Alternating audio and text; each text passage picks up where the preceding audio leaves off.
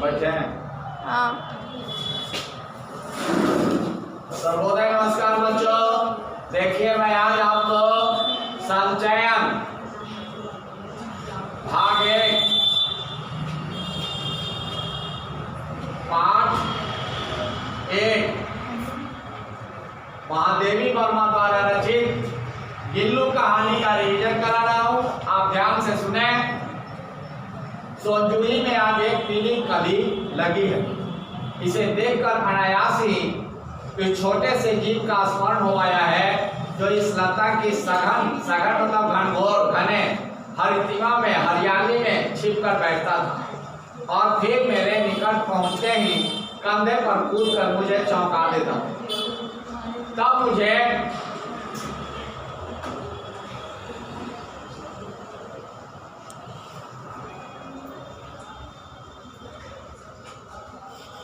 मुझे कली की खोज रहती थी, पर आज उस लघु प्राण की खोज है। पहले सोनजूही की लताओं में कली देखने के लिए, कली खोजने के लिए जाती थी, परंतु आज कली नहीं बल्कि उस लघु प्राण जो गिल्लू नाम से प्रसिद्ध था उसको देखने की मेरी उत्कंठा हो रही है, लालसा रहती है।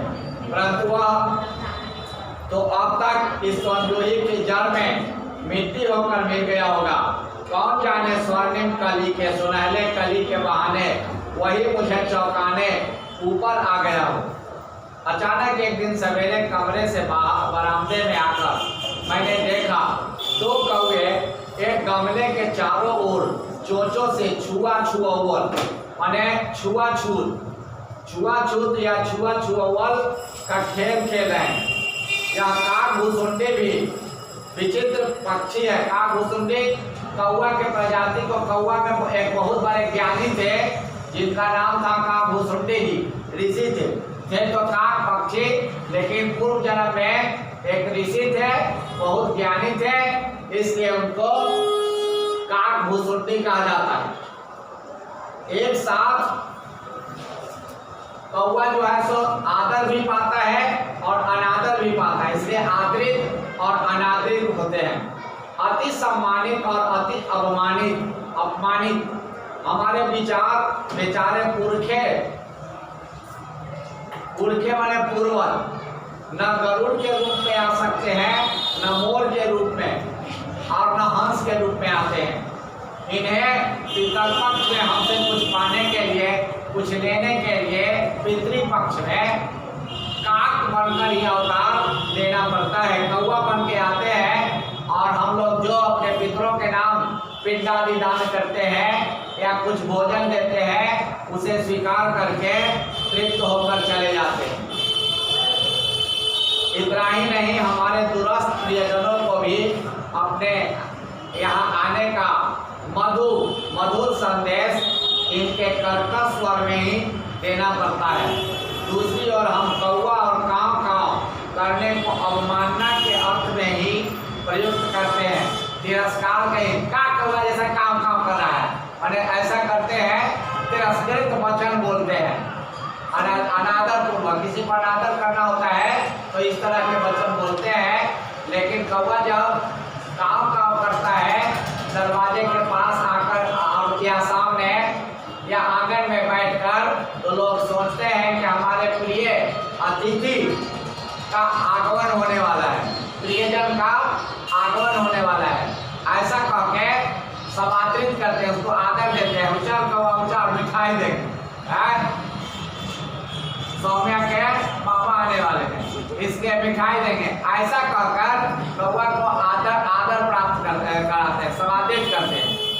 मेरे काक पुराण के विवेचन के बाद वर्णन के में अचानक बाधा आ पड़ी, क्योंकि गमले और दीवार की संधि माने बीच में, गमला और दीवार के बीच में जो स्थान है, संधि है, जोड़ है, जहाँ मिलता है, छिपे हुए एक छोटे से जीव पर मेरी दृष्टि रुक गई। निकट जाकर देखा, बिलाड़ी का छोटा सा बच्चा है जो संभवतः घोंसले से गिर पड़ा है, हो सकता है कि घोंसले से गिर पड़ा है, और अब कौवे जिसमें सुलभ आहार खोज रहे हैं, आसानी से अपना भोजन खोज रहे हैं, काकद्वय की चोंचों के घाव से 2 कौवे चोंच मार रहे हैं। उसके जख्म से उस लघु प्राण के लिए 2 चोंचों के 2 घाव, 2 बार उसका चोट, ये छोटा सा जीव के लिए बहुत है प्राण घातक मानव मृत्यु के लिए।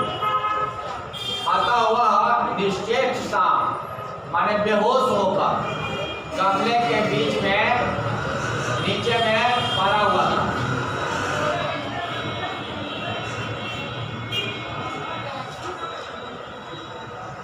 गमले से चिपटा हुआ पड़ा था। सबने कहा कौवे की चोंच का घाव लगने के बाद यह बच नहीं सकता है, नहीं बचेगा, अतः इसे ऐसे ही रहने दिया जाए, छोड़ दीजिए, अभी बचेगा नहीं।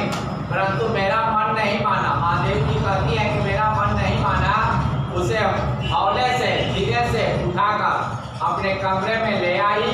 फिर रुई से रक्त खून पोंछकर घावों पर पेंसिलिन मलहम लगाया। रुई की पतली पत्ती दूध से भिगोकर जैसे जैसे उसके नन्हे से मुंह में लगाई, पर मुंह खुल न सका और दूध की बूंदें दोनों लुढ़क गई। कई घंटे के उपचार के बाद, इलाज के बाद, चिकित्सा के बाद उसके मुंह में एक बूंद पानी टपकाया जा सका।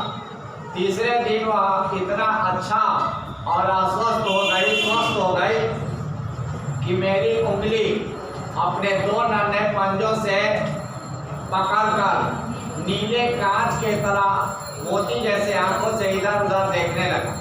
3-4 महीने में स्निग्ध, चिकने, रोए और झब्बेदार पूंछ, चंचल चमकीली आंखें सबको विस्मित करने लगी, आश्चर्यचकित करने लगी।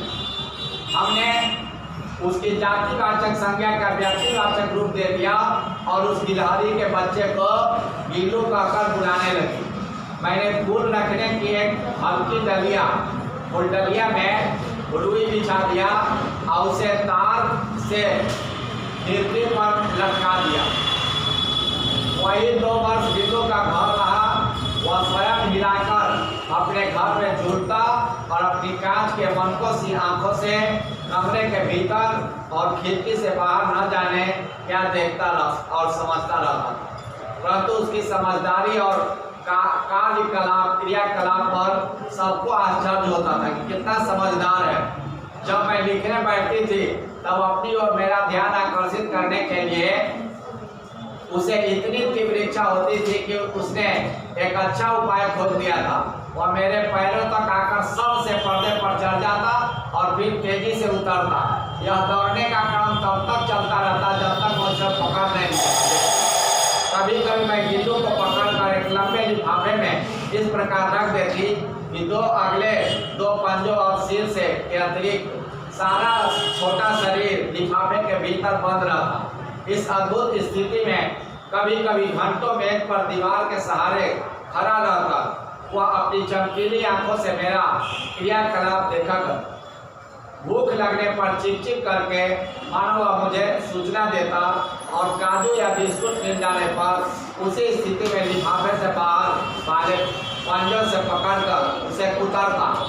फिर नीम चमेली की गंध शुरू करें। फिर गिल्लू के जीवन का प्रथम वसंत आया। नीम चमेली की गंध मेरे कमरे में हौले हौले धीरे धीरे आने लगी। बाहर की गिलहरियां खिड़की की जाली के पास आकर चिक चिक करके न जाने क्या कहने लगी।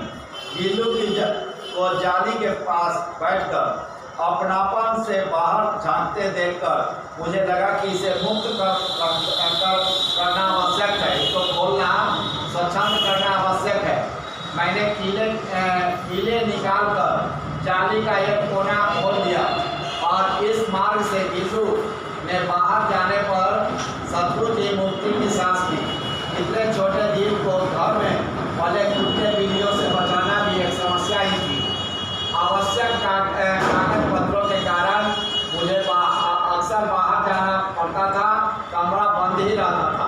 मेरे कॉलेज से लौटने पर जैसे ही कमरा खोला गया और मैंने भीतर पैर रखा, वैसे ही गिल्लू अपनी जाली में के द्वार से भीतर आकर मेरे पैर से सिर पर और सिर से पैर तक दौड़ने लगा। तब से यह नृत्य का क्रम हो गया। मेरे कमरे से बाहर जाने पर गिल्लू भी खिड़की खुली डाली के बाहर चला जाता और दिन भर बिलाड़ियों के झुंड का नेता बनकर हर डाल पर उछलता कूदता रहता। ठीक 4 बजे खिड़की से भीतर आकर अपने झूले में झूलने लगता। मुझे चौंकाने की इच्छा उसमें न जाने कब और कैसे उत्पन्न हो गई। कभी फूलदान के फूलों में छिप जाता, कभी पर्दे की चुन्नट में और कभी सरजूही की पत्तियों में। मेरे पास बहुत से पशु पक्षी हैं, उनमें किसी का लगाव कम नहीं है उनसे, परंतु उनमें से किसी को मेरे साथ थाली में खाने की हिम्मत नहीं था। ऐसा मुझे स्मरण याद है आता है। गिल्लू इनमें अपवाद था।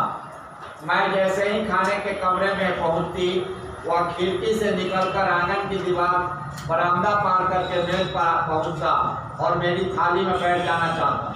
बड़ी कठिनाई से मैंने उसे थाली के पास बैठना सिखाया, जहां बैठकर वह मेरी थाली में से एक चावल उठाकर बड़ी सफाई से खाता रहता। काजू उसका प्रिय खाद्य था। कई दिन काजू न मिलने पर वह अन्य खाने की चीजें या तो लेना बंद कर देता था या झूले के नीचे फेंक देता। उसी बीच मुझे मोटर दुर्घटना से आहत होकर कुछ दिन अस्पताल में रहना पड़ा। उन दिनों जब मेरे कमरे का दरवाजा खोला जाता, गिल्लू अपने झूले से उतरकर दौड़ता, फिर दूसरे को देखकर उसी तेजी से घोंसले में जा बैठता। सब उसे काजू जब दे आते, परंतु अस्पताल से लौटकर जब मैंने उसके झूले की सफाई की तो उसमें काजू भरे मिले, जिससे पता चलता है कि उन दिनों अपना प्रिय खाद्य कितना कम खाता था। मेरी अस्वस्थता में वह तकिए पर सिरहाने बैठकर अपनी नन्हे पंजों से सिर और बालों को धीरे धीरे सहलाता था। उसका हटना एक परिचारिका के हटने के समान लगता था, मालूम पड़ता था। गर्मियों में जब मैं दोपहर में काम करती रहती तो गिल्लू न बाहर जाता न अपने झूले में बैठता। उसने मेरे निकट रहने के साथ गर्मी से बचने का हमेशा के लिए नया उपाय खोज निकालता था। वह मेरे पास रखी सुराही पर लेट जाता और इस प्रकार सभी भी रहता और ठंडक में भी रहता। गिलहरियों के जीवन की अवधि 2 वर्ष से अधिक नहीं होती, अतः गिल्लू के जीवन यात्रा का अंत आ ही गया। दिन भर उसने कुछ नहीं खाया और न बाहर गया। रात में अंत की यातना से पीड़ा से वो अपने झूले से उतरकर मेरे बिस्तर पर आया और ठंडी पंजों से मेरी अंगुलियों को पकड़कर हाथ से चिपक गया, जिसे उसने अपने बचपन की मरणासन स्थिति में पकड़ा था। पंजे इतने ठंडे हो गए थे कि मैंने जाग कर हीटर जलाया और उसको गर्मी देने का प्रयत्न किया, परंतु प्रभात की प्रथम किरण से पहले ही वह किसी जीवन के में जागने के लिए सो गया। उसका झूला उतार कर रख दिया गया और गिलहरी की जाली बंद कर दी गई, परंतु गिलहरियों की नई पीढ़ी जाली के उस पार चिक करती ही रही और सोजोही पर बसंत आता ही रहता है। सोजोही की लता के नीचे गिल्लू की समाधि दी गई। गिल्लू को गाड़ दिया गया है, इसलिए भी कि उसे वह लता सबसे अधिक प्रिय थी, इसलिए भी कि उस लघु शरीर का किसी बसंती जी जूही के पीले